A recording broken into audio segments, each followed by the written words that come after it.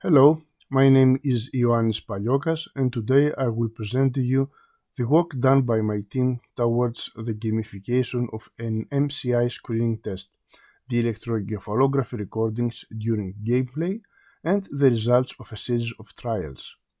Those trials aimed to examine the differences in brain activity as well as in game performance between people with MCI and a control group.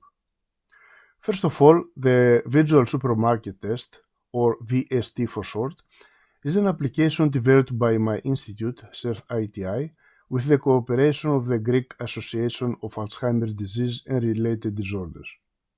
It's all about the introduction of game elements into the clinical processes of MCI screening.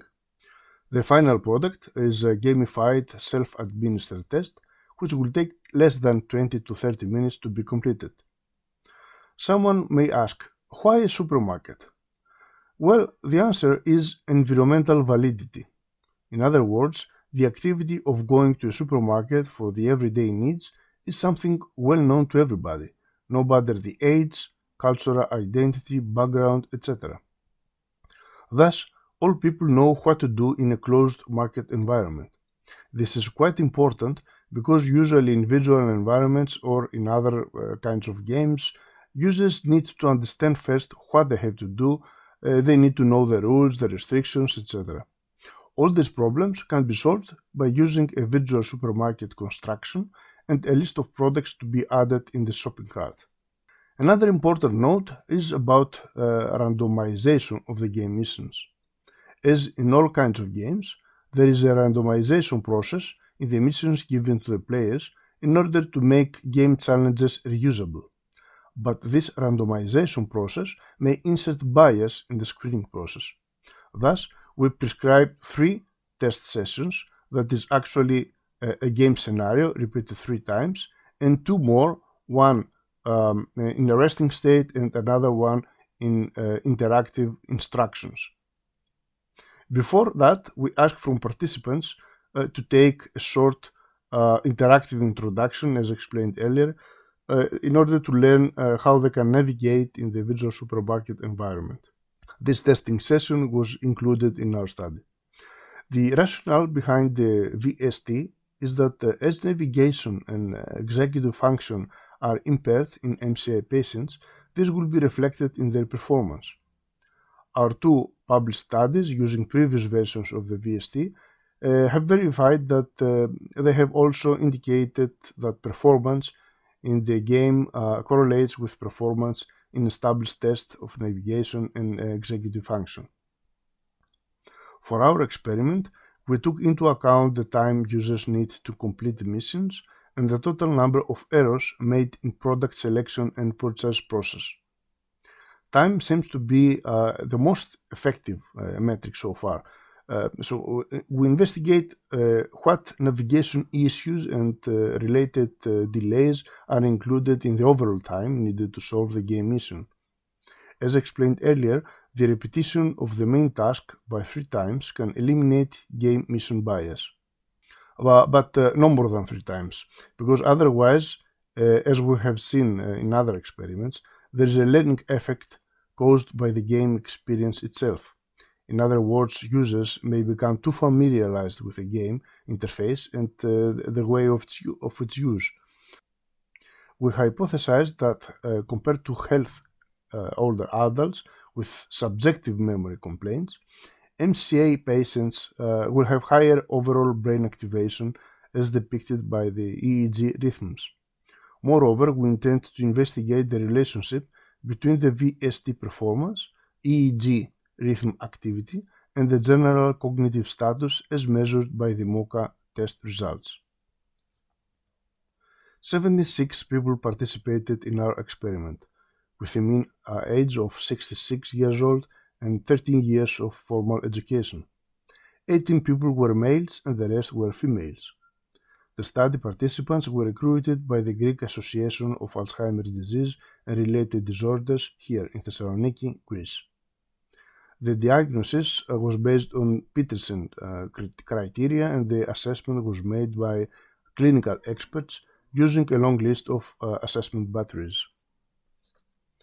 The rest of the methodology and tools included a wearable EEG device, which uses a dry sensor in FP1 position.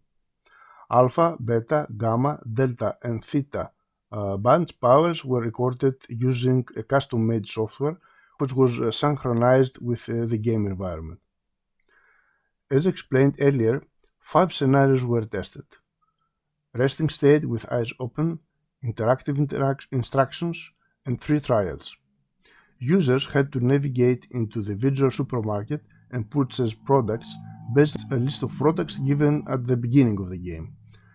Duration and errors were automatically recorded in log files. In this slide, you can see the overall architecture of the system.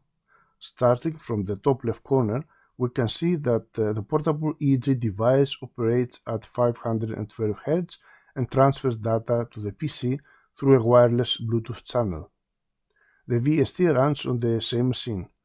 Data analysis was performed in a post-processing stage based on the log files collected during gameplay.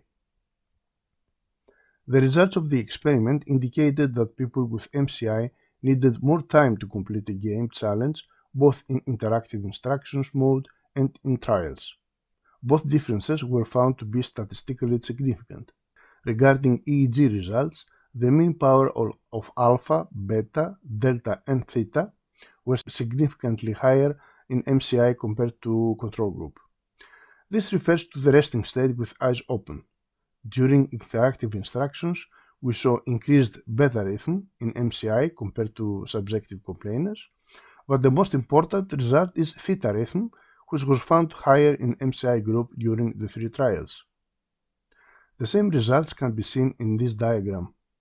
As we can see, band powers are not the same in all EEG rhythms, but the MCI group constantly gives higher powers. Expect the gamma frequency band. A last check was made on correlations between EEG power bands and game performance metrics. All power bands, except gamma, were found correlated to the average game duration. In other words, the higher the EEG power bands, the higher the time users needed to complete game challenges. On the other hand, the total number of errors was correlated only with delta rhythm. The same is true with MoCA test results. All except gamma were found correlated with MoCA results, and the latter was found also negatively correlated with the game performance metrics, that is, the game duration and errors.